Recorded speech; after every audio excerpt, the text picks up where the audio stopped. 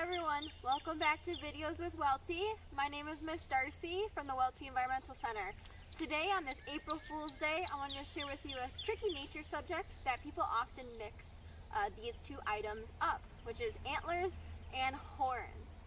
So the difference between antlers and horns are a few things.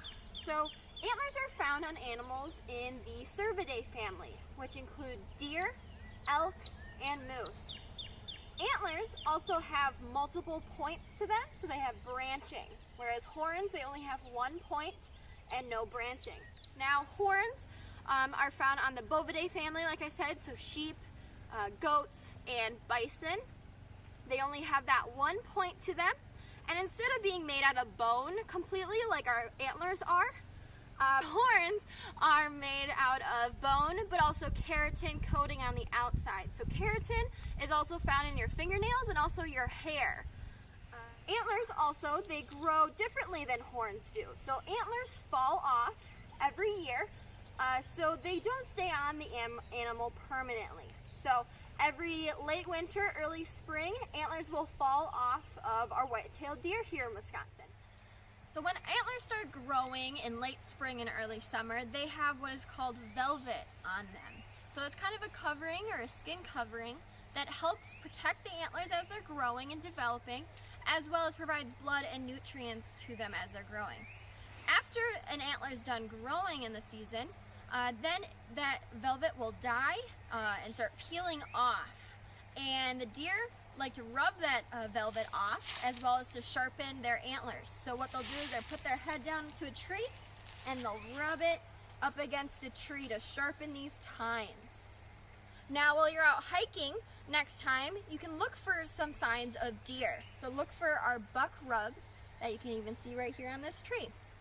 So while you're out hiking next time, maybe look for some of those signs. As well as this time of year is the perfect time to go out shed hunting, which is a very fun recreational activity. Get your family outdoors looking for antlers like this.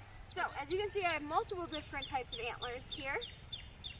And this one here is our largest one, and this is from an elk found in Montana. And then these are white-tailed deer found here in Wisconsin. They can come in all shapes and different sizes. As you can see, this one's here pretty large compared to this one.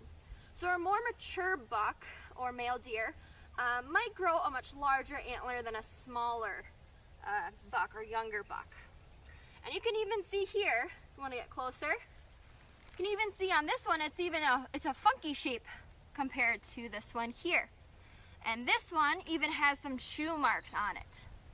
And that's because antlers have nutrition and nutrients inside their antlers that when they fall off, other animals would take advantage of that, and they will chew on the antlers in order to get those nutrients or those minerals out of the bone of an antler. So remember, antlers are found on the Cervidae family, so that's a deer family. They are also branched, so most of them will have multiple points.